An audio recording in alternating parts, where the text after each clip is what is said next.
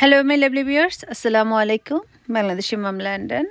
এখন সকালবেলা নাস্তা বানাচ্ছি দুজনের জন্য। হাজব্যান্ড তো অফিসে চলে যাবে, আর আমার আজকে অনেক কাজ। আজকে বেড়াতে চলে যাচ্ছি। আসলে আমার অ্যাক্সিডেন্ট হওয়ার আগেই প্ল্যান ছিল, যদিও আমি যেতে চাইনি। সত্যি কথা, আমার হাজব্যান্ড বলল যে না, দুদিনের জন্য হলো আব্বাকে, আবার আমার ভাই অস্ট্রেলিয়া থেকে আসছে, ওদেরকে দেখে আসো। তা আমি বললাম দেখি। প্রথমে ভেবেছিলাম না, দরকার নেই, যাব না এখন। কিন্তু সব কিছু মিলে বোনদের রিকোয়েস্টে ওরা টিকিট বুক করলো আমার জন্য। তো ডাক্তারের সাথে কথা বললাম যে এমন আমি কি যেতে পারবো কি না। বললো হ্যাঁ, তোমার যেহেতু একটু হিলিং হচ্ছে আর ব্যান্ডেজ করা আছে, চিন্তার কিছু নেই। এখানে তো আর হাঁটাহাঁটির কোনো না। দেখা গেল আমি এয়ারপোর্টে নেমে তারপর প্লেনে বসে নামলাম, আবার গাড়িতে বা বাসে বসে ওদের বাসার সামনে চলে গেলাম, এরকম। তো সব কিছু মিলে আজকে আর কি যাওয়ার জন্য প্ল্যান করেছি। তো দুজনে নাস্তা খাওয়ার পর তারপর চা খাবো। তারপর আমার হাজব্যান্ড তো অফিসে চলে যাবে। আমি বাসাটা একটু ভালোভাবে টাইডি করব, রান্নাবান্না করব। তারপর বান্ধবীর বাসার জন্য একটু খাবার রান্না করব। আজকে মানে রাত হয়ে গেলে ভোর 5টায় আমি বের হব। সেই জন্য ভাবলাম যে শর্টকাট করে যা যা করে ফেলা যায়। তো বাজার সদাই তো আগেই করে ফেলেছিলাম। তো আজকে কয়েক রকমের রান্না করে তারপর ফ্রিজে রেখে আসব। মানে 3 দিনের জন্য যতটুকু করা যায়, তারপর যদি লাগে সেটা আমার হাজব্যান্ড করে নিতে পারবে। ভালো লাগছে, অনেক দিন পর ভাইকে, আব্বাকে, বোনদেরকে একসাথে দেখব। ভালোই লাগে, কিন্তু নিজের ফ্যামিলি রেখে যেতেও না এখন আর সত্যি মন চায় না। মনে হয় ওদেরকে নিয়ে যদি যেতে পারতাম, এরকমটা মনে হয়। তো দেখা যাক, আল্লাহ ভরসা। আমি অনেক আগেই 2 দিন ছুটি নিয়ে রেখেছিলাম আমার জব থেকে, যে আমি আমার বোনদের ওখানে যাব। ফ্রাইডেতে তো আমার জব থাকে না, ফ্রাইডেতে যাব, ফ্রাইডে, স্যাটারডে, সানডে। তারপর টুইসডে সকালে চলে আসব। তো সেভাবে বুক করেছিলাম, কিন্তু কে জানতো আমার এত বড় একটা অ্যাক্সিডেন্ট হবে। তো সেই জন্য আর মানে প্রথমে ভেবেছিলাম মনে হয় যেতেই পারবো না। তারপর আবার ভাবলাম যে না, ছুটিও যেহেতু আছে, তারপর পায়ের মধ্যে এখন একটু হিল হচ্ছে, সব কিছু মিলে যাই, দেখা করে আসি। আর স্কুল হলিডে, এটা হচ্ছে সবচেয়ে বড় কথা। বাচ্চাদের নিতে চেয়েছিলাম, বাচ্চাদের আমার হাজব্যান্ড একা দিবে না, কারণ ও চায় ও সহ যাবে। তো ও সহ গেলে দেখা গেল টিকিটের ভালোই দাম আসে, সেই জন্য আসলে ও রাজি হচ্ছিল না, বলল যে না, পরে এক সময় যাব। তো আমি একাই যাই, গিয়ে দেখে আসি। বাসায় তো এখন টিভি দেখা, ফোনে কথা বলা, ঘরবাড়ি গুছানো, এগুলোই কাজ। তো আমার হাজব্যান্ড এর মধ্যে চলে গিয়েছিল, আমি বাসায় অনেকক্ষণ কাজ করলাম। তারপর আমি আবার বিকেলবেলা থেকে ব্লগটা শুরু করেছি, কারণ কাজকর্ম এগুলো এখন আর ভিডিও করে দেখাতে ইচ্ছে হয় না। তো গতকাল গ্রিনশিট থেকে একটা কাঁঠাল আনা হয়েছিল, তো ভাবলাম যে কাঁঠালটা ভেঙে তারপর আমার হাজব্যান্ডকে মুড়ি দিয়ে দিই, আমি খাই। মানে এর আগে একটা কাঁঠাল এনেছিলাম, ভালো হয়নি। তো এবারকার কাঁঠালটা দেখা যাক কেমন হয়। মানে মিষ্টি কাঁঠাল, রোয়াগুলো যদি একটু সুন্দর হয় তাহলে কিন্তু খেতে খুব ভালো লাগে। তবে এই কাঁঠালটা দেখে আমার মনে হচ্ছিল যে না, কাঁঠালটা ভালো হবে। তো আমার হাজব্যান্ড দেখে বলল যে না, অনেক ভালো হবে কাঁঠালটা। আমরা দুজন খেয়ে দেখলাম যে না, এত সুস্বাদু ছিল, খুবই সুস্বাদু। আমার বোনদের ওখানে কাঁঠাল, আম নিতে চেয়েছিলাম, ওরা বললো ওদের ওখানে এগুলো আছে, নেওয়ার দরকার নেই। ওরা শুধু বলে তুমি শুধু তোমার মানে ব্যবহারের কাপড় চোপড়গুলো নিয়ে আসার, কিচ্ছু এনো না প্লিজ, আমাদের এখানে অনেক কিছু আছে। তো সেই চিন্তাধারা থেকে মনে হলো যে না, কাঁঠাল টেনে নেওয়া যাওয়া একটা কষ্টই, সত্যি কথা। তো ইচ্ছে আছে যে এক বক্স আম নিয়ে যাব আর কি। আসলে লাগেজ ছোট থাকে, তো ইচ্ছে করলে আপনি অনেক কিছু নিতে পারবেন না, যে একটুক লাগেজে কী নেবো আর কি। তারপরে দেখা যাক কি হয়। তো এখন আমি কাঁঠাল মানে ভাঙচি আমি আমার হাজব্যান্ড খাবো। তবে কাঁঠালের মধ্যে না রোয়া খুব কম ছিল। তো আমরা দুজন খেলে দেখা গেল আরেক বক্স থাকলে ও আগামীকাল খেতে পারবে, এরকম একটা পরিমাণ ছিল। খুব বেশি পরিমাণে ভেতরে ছিল না। অনেক কাঁঠাল না অনেক থাকে, মানে আপনি খেয়ে শেষ করতে পারবেন না। এই কাঁঠালটা এইরকম ছিল না। যাক, তারপর আলহামদুলিল্লাহ আমাদের দুজনের জন্য যথেষ্ট। তো কাঁঠাল খাওয়া শেষ হয়ে গেলে আমি একটু থালা বাসন ধোবো, কিচেনটা ক্লিন করে তারপর রান্না করব। বেশি কিছু রান্না করে যাচ্ছি না। আমার হাজব্যান্ডের জন্য সবজি, তারপর আপা যে লাউ পাঠিয়েছে সেটার অর্ধেকটা আছে, এই লাউটা রান্না করব চিংড়ি মাছ দিয়ে আবার। আর মুরগির গোস্তটা রান্না করব, মাছ দিয়ে বেগুন দিয়ে আলু দিয়ে রান্না করব। আর আজকে রাতের জন্য আমি ভুনা খিচুড়িটা রান্না করছি, আর ডিম ভুনাটা করছি, আর ভর্তা বানাবো। আমার বান্ধবীর বাসার জন্য খিচুড়ি ডিম ভুনা এগুলো দিয়ে আসবো, আর আমরাও খাবো। তো এই আর কি। তো এখন কাঁঠাল খেয়ে সব কিছু ক্লিন করে রান্নার জন্য প্রস্তুতি নেব। মোটা চাল দিয়ে খিচুড়িটা রান্না করলাম, কারণ আমার ফ্রেন্ডের হাজব্যান্ড ভাইয়া আবার এই খিচুড়িটা খুব পছন্দ করে। ঈদের দিন আমাদের বাসায় খেয়েছিল, তাই ভাবলাম যে মোটা চাল দিয়ে রান্না করে। আমার হাজব্যান্ডও বললো যে না ঠিক আছে করো, এটাই ভালো হবে। আর এই খিচুড়িটা খেতে এত সুস্বাদু হয়, আপনি এর সাথে একটু ভর্তা টর্তা দিয়ে খেয়ে নিতে পারবেন। তো আমি ডিম ভুনাও করব, আবার ডিমটা পেঁয়াজ মরিচ দিয়ে ভাজবো, কারণ আমার হাজব্যান্ড ডিম ভাজাটা দিয়ে খিচুড়ি খুব পছন্দ করে সেজন্য। আর ডিম ভুনাটা ফ্রেন্ডের বাসায় আমার বাচ্চারা আমরা খেলাম আর কি। তো একসাথে সব রান্না করছি, প্রত্যেকটা চুলায় এক একটা আইটেম বসিয়ে দিয়েছি। এরই মধ্যে আমার লাগেজটাও আমি মোটামুটি গুছিয়ে নিয়েছি। মানে 3 দিনের জন্য তো অত কাপড় চোপড় নিতে হচ্ছে না, দেখা গেল 3 সেট কাপড় নিলেই হয়ে যাচ্ছে। আর বাসায় পরার জন্য একটা, 2 বোনের বাসায় একসাথে বেড়াতে হবে। আর ওরা তো আমি গেলে কেমন যে অস্থির হয়ে যায়। শুধু আমি না, আমার ভাই গিয়েছে, ওদের ছবি দেখছিলাম। ভাইয়ের জন্য যেমন অস্থিরতা ওদের, আব্বা তো অনেক দিন ধরে আছে, আব্বার জন্য খুব মানে ওরা আপ্যায়ন করে, খুব আদর যত্ন করে মাশাল্লাহ। আমি যা করতে পারিনি, আমার বোনরা মাশাল্লাহ আব্বাকে, আব্বা তো এবার নিয়ে 3rd টাইম আসলো, আমার ভাইকেও মাশাল্লাহ অনেক সেবা যত্ন ওরা করছে। আমি খুব খুশি। তো দেখা যাক, আল্লাহ তাআলার অশেষ রহমতে যদি যাই তো ওদের সাথে দিনগুলো ভালোই কাটাতে পারবো। তো আমার রান্না প্রায় হয়ে গেল। এখন আমি সব কিছু ঠান্ডা করতে দেব। ঠান্ডা হয়ে গেলে নরমাল ফ্রিজে রেখে যাব। আমার হাজব্যান্ডকে বলেছি যে যা যা রান্না করেছি তুমি সুন্দর করে যদি খাও, তুমি 2-3 দিন খেতে পারবে। আর সবজি কেনা আছে ফ্রিজে, যদি লাগে। ও আবার ভাজিটা খুব ভালো বানাতে পারে, আর মুরগির গোস্তটাও রান্না করতে পারে। ফ্রিজে সব কিছু আছে। তো ফ্রেন্ডের বাসায় এখন দৌড় দিয়ে এসে ফ্রেন্ডের সাথে একটু দেখা সাক্ষাৎ করে ভালোভাবে বুঝালাম যে কান্নাকাটি আর করো না। মানে একটু বাবা মা মারা গেলে বান্ধবীরা যেরকম বোঝায়, যার যায় সেই বুঝে, বোঝানো আসলেও কাজ হয় না। তারপর আমার পক্ষ থেকে যতটুকু বোঝানোর। তো বাসায় চলে আসলাম, ডিম ভাজলাম, আর নুডলসটা রান্না করছি আয়েস আদ্রিয়ানের জন্য আগামীকাল দুপুরবেলা। আমি তো থাকছি না, আমি তো সকালেই চলে যাচ্ছি ভোরবেলাতে।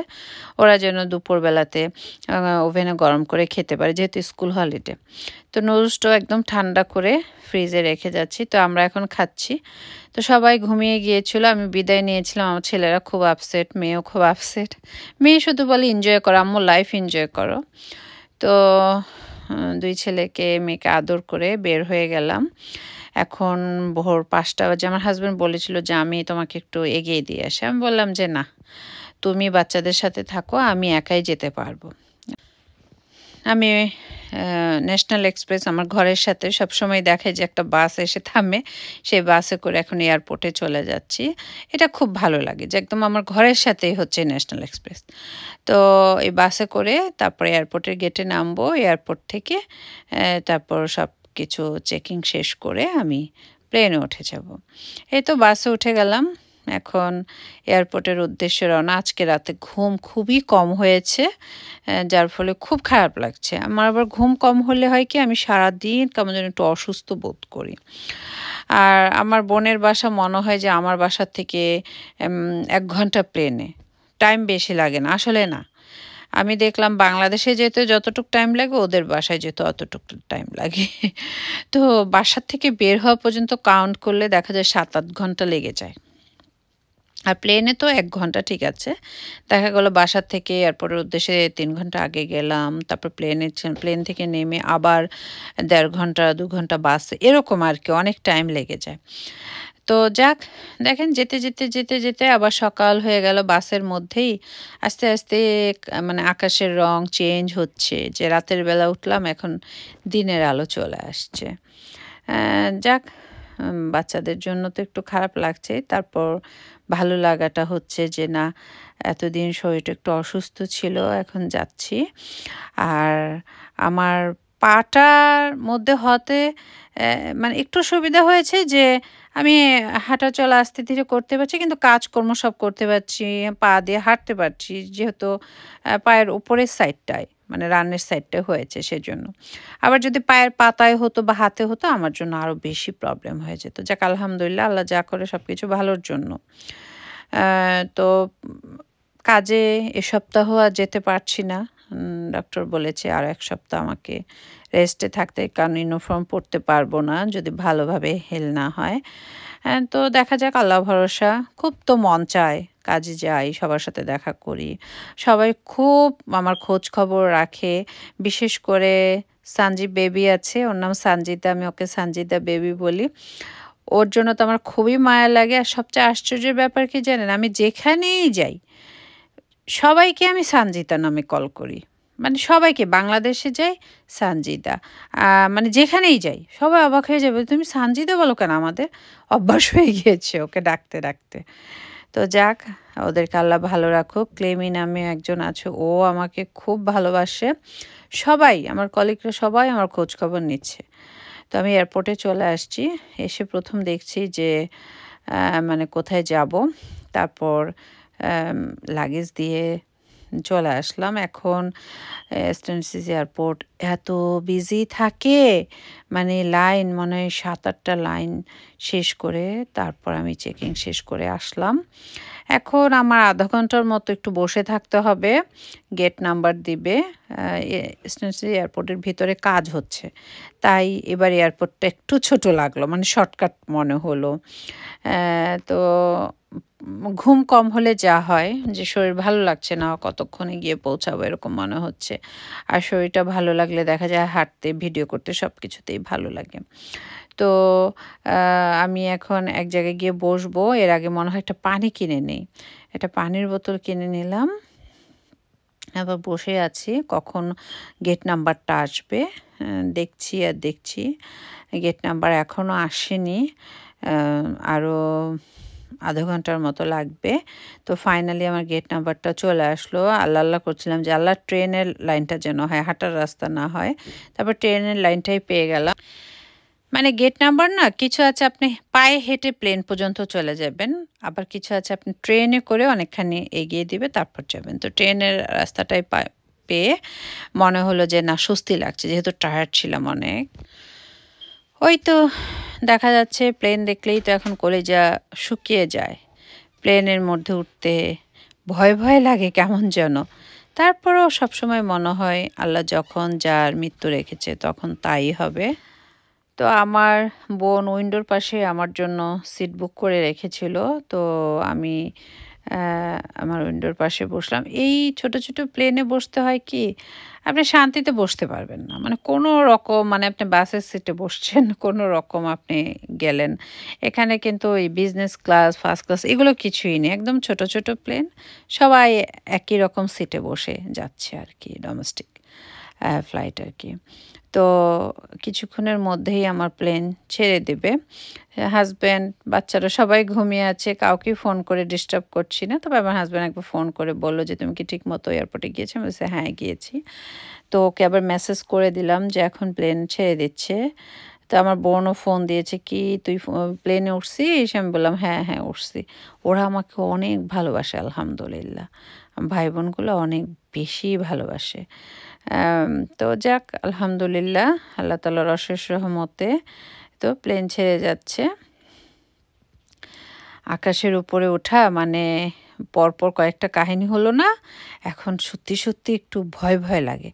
তারপর যদি আপনি বেশি ভয় পান তাহলে আবার ভয়টা বেশি ধরে ফেলে। আমি আবার মানে আল্লাহর নামে বলে দিই যে আল্লাহ আমার ভাগ্যে যা আছে তাই। তবে আমার প্লেনে যারা যারা আছে সবাইকে আপনি নিরাপদে তাদের যার যার জায়গায় আপনি পৌঁছে দিয়েন।